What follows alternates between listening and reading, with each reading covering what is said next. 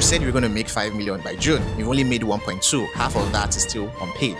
So did you lie? Technically, yes, you did. Cash flow projection scams, because let's be honest, anytime you go to pitch a business, whether it's to a bank, whether it's to an investor, whether it's to your uncle that works in oil and gas, they all ask the same thing at some point. Send your cash flow projections. And you'll be there struggling with Excel, trying to make that your 2 million naira business seem like it can generate 20 million naira in the first year. But here's the truth. Cash flow projections are not scams. They're actually guesses. Educated guesses. Let me explain. The cash flow projection is basically a forecast of how money will move in and out of your business, how much you expect to earn, how much you will spend, and when you will likely run out, or whether you even have extra when it's all said and done. Cash flow projections help you plan and also help investors see whether your business can survive reality. But here's the issue with cash flow projections. In real life, businesses don't move in a straight line like the Excel columns that we create.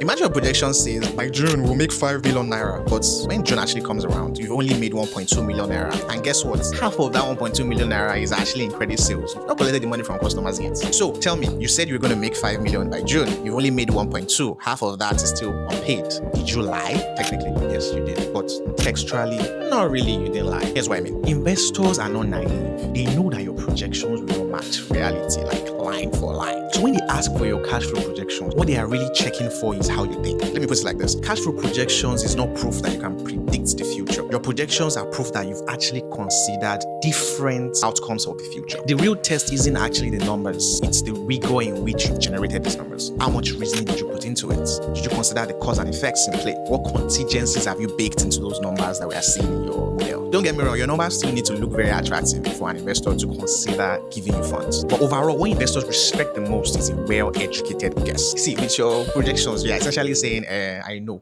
I'm guessing here, but I've modeled every possibility I can imagine at this point in time, and I know this business will survive. That is what you are trying to communicate, and that's the goal of your cash flow projections. Next time, when you are done with these cash flow projections, ask yourself this question. This thing I've cooked, how educated is my guess? Can I defend it? And have I considered all the variables and all the possibilities I can imagine at this point in time? Let's answer the question. Are cash flow projections a scam? No, they aren't scams, but they can seem like one if you are unable to defend it in front of investors. So tell me in the comments if you've seen cash flow projections that make you say, from where to where?